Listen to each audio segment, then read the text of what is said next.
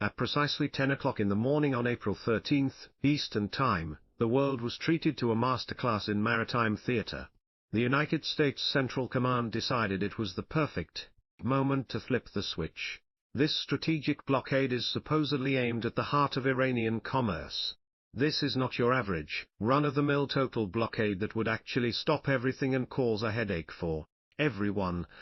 Instead, we are witnessing a very polite and selective strangulation, focusing specifically on the supply lines leading into Tehran's ports while pretending the rest of the world is just fine. The Strait of Hormuz, that delightful little energy artery that the world depends on, is being kept open for everyone who is not on Washington's naughty list. It is a charmingly complex way of saying that the United States wants to squeeze one specific neck without accidentally choking the entire global economy. President Donald Trump, never one to shy away from a dramatic monologue, has already issued a stern warning to the folks in Beijing. He has made it clear that if China decides to be the secret Santa of missile technology for Iran, there will be a very expensive receipt to pay. This is not just a bit of diplomatic posturing or a sternly worded letter from a disgruntled neighbor. It is a clear signal that Washington is more than happy to expand its playground, scuffles. If any third parties decide to join the game without an invitation. According to the official American playbook, this blockade is being implemented with a refreshing lack of discrimination for anyone tied to Iranian ports. Whether you are a rusty tanker or a shiny new freighter, if you have business with Tehran, you are now a target of American affections. To ensure that the global shipping industry does not suffer a collective heart attack, ships that are not destined for Iran are allowed to pass through the strait. It is a very sophisticated form of military selective hearing, where only the Iranian-bound ships are forced to listen to the rules. The American Navy is keeping everyone informed through official maritime channels. All vessels operating near the Gulf are being told to keep their eyes peeled and their radios tuned specifically to Channel 16. This Channel 16 has become the most important frequency in the region, serving as a direct line to the military masters of the waves. It is a sign that the area has entered a state of military lockdown where a single wrong turn could lead to a conversation. Washington has carefully adjusted the scope of this blockade to be as narrow as a supermodel's waistline, focusing only on Iranian destinations. While this might look like a softening, it is actually clever. In reality, this move has not cooled anything down. If anything, it has turned the regional temperature up to a crisp broil. Both the United States and Iran are now engaged in a high-stakes game. By choosing a selective blockade instead of a total one, the United States has avoided scaring its regional partners into a panic. Instead, Washington has managed to make Iran the center of attention. On another front, China is starting to feel the pinch of this maritime squeeze in a very personal way. A significant portion of the oil heading toward the Middle Kingdom travels on the Shadow Fleet. These are the vessels that spend their lives playing hide-and-seek with international sanctions, operating in the dark corners of global trade. When the United States decides to enforce a blockade, they suffer. This level of direct intervention is a rare display of raw power that reminds everyone who actually owns the keys to the ocean. The American military's control has long been the invisible backbone. It is all tied back to the sacred altar of the petrodollar, the financial system that allows Washington to maintain its global influence. The United States has no choice but to defend its throne. Some critics and online commentators have suggested that President Trump is only doing this to save face after some perceived slights. These observations, however, are about as deep as a puddle. The real issue is the core of the petrodollar system, which is the financial lifeblood of the American empire. Washington simply cannot allow anyone to start poking holes in the bucket. Iran has been quite vocal about its desire to take control of the Strait of Hormuz, which is a bit like a toddler wanting to hold the keys to a nuclear power plant. Such a move is seen as a massive risk, as it would give Tehran a finger on the light switch of the global economy. Tehran has even suggested using cryptocurrencies, or the Chinese yuan. This is not just a business decision, it is a declaration of financial war against the system that Washington worked so hard to build. The reaction is a calculated move to protect assets.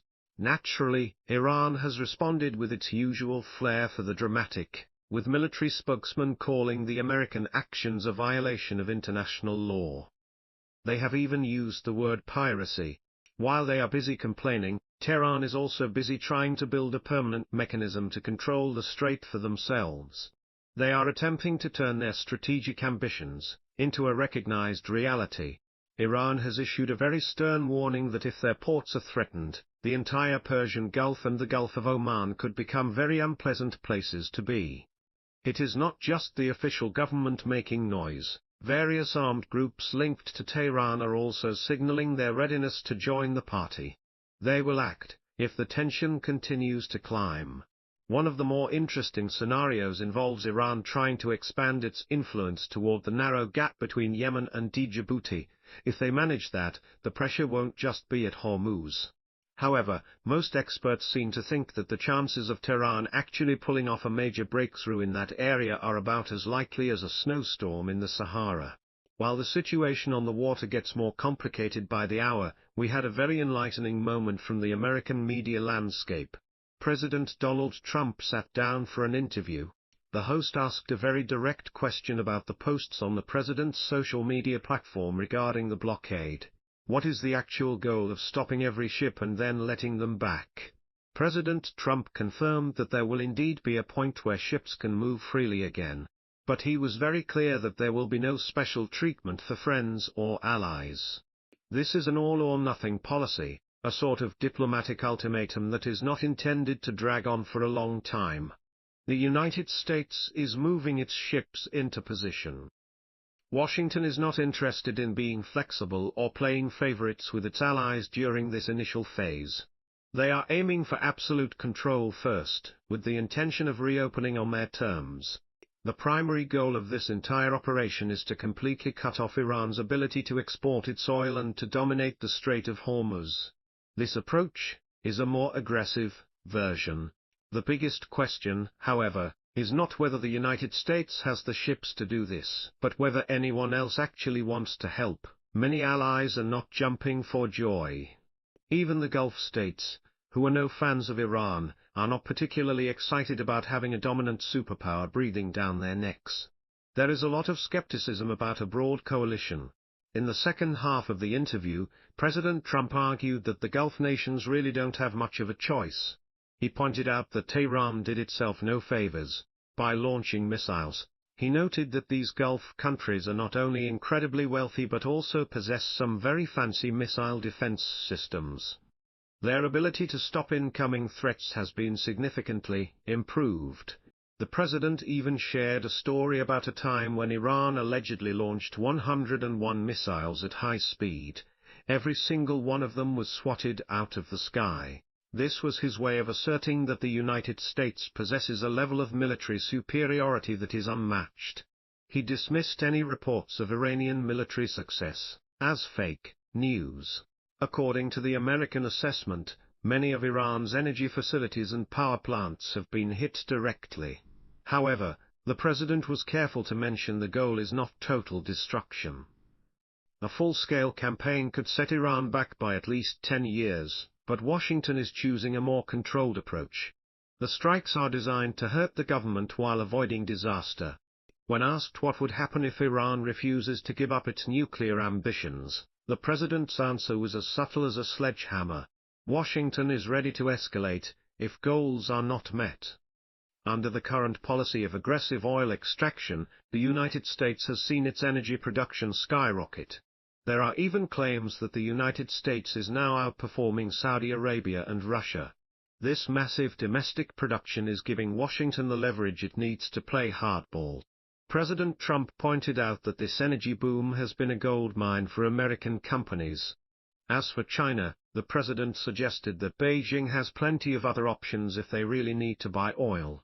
They could always send their ships to the United States or even Venezuela. He claims that his relationship with President Xi Jinping is actually quite positive. He even noted that China is currently paying the United States large sums of money. While there might be some cooperation on energy, Washington is making sure to keep the economic pressure on. The high tariffs on Chinese cars are a key part of this strategy. The tariff policy under the Trump administration has been expanded to target specific industries like automobiles. The president argued that Chinese cars are already putting a massive strain on Europe. He wants to make sure that American giants like Tesla and General Motors are not pushed out of their own backyard. It is a very protective stance that treats trade like a zero-sum game.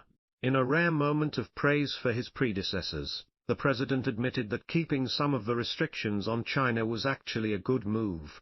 This has helped the United States avoid pitfalls.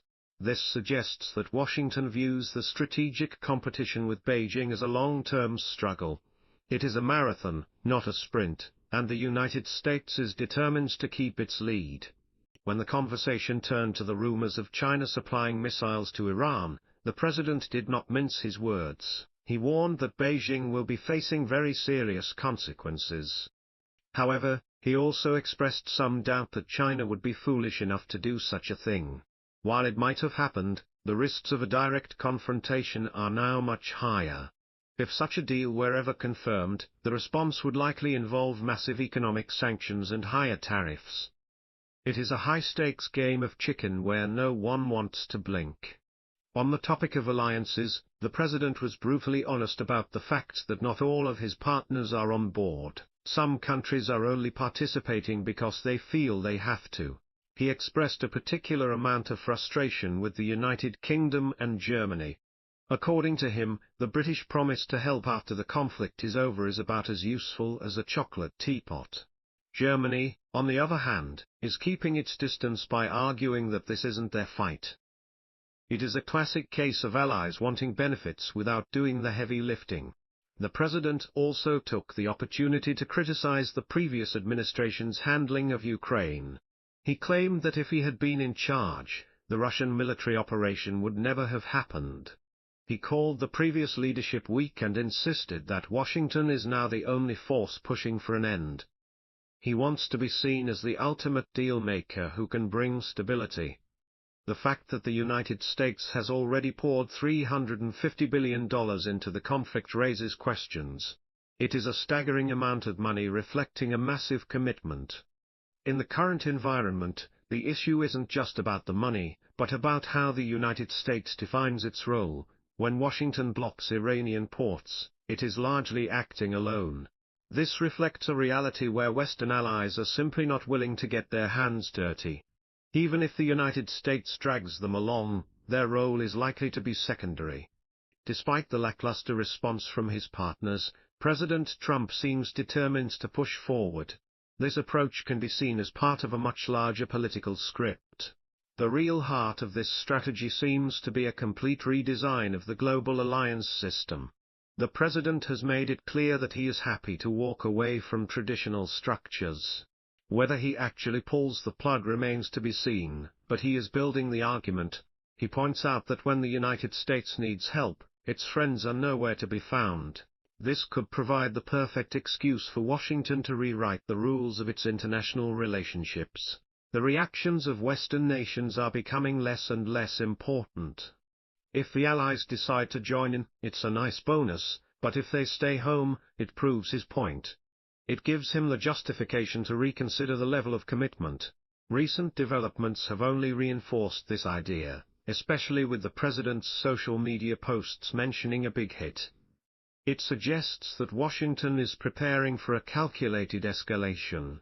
However, the chances of the United States actually abandoning its alliances before the showdown is over are low. Doing so would weaken their strategic position when they need to look strong.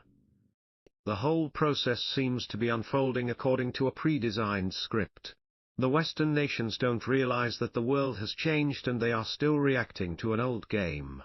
Washington is moving toward a more flexible and independent approach where they can act on their own. They are no longer willing to be held back by partners who only talk. A new report from CNN has added another layer of worry, with intelligence suggesting that China is preparing to send air defense systems to Iran. This would be a major provocation. What makes this even more interesting is that China has been trying to play the role of the peacemaker, but intelligence suggests Beijing is potentially helping Tehran dig in. According to some sources, China might not even send the weapons directly, choosing instead to use a third party. This is a classic move in the world of international arms dealing. The weapons in question are air defense systems, which could be a real game changer. If used effectively, they could pose a serious threat to American aircraft, especially at lower altitudes.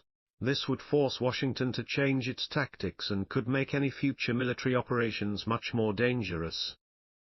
It is a strategic headache that the American military would rather not have. If the ceasefire falls apart, these Chinese-made systems would immediately become a top priority. They would provide a vital layer of protection for Tehran against the threat of American air power. President Trump has already made it clear that he won't be happy if China is behind these shipments, but he also thinks Beijing is too smart to risk everything for influence. Still, the possibility that China has done this before cannot be ignored, and everyone is watching closely. In a world where every satellite is pointed at the Middle East, it's hard. The American intelligence network is vast and capable of seeing almost everything that moves on the planet. If anyone tries to cross the line, they will deal with a very angry Washington. As the situation continues to evolve, it is clear that we are watching a very complex game of global chess. Each side is trying to outmaneuver the other for the future of the world's energy.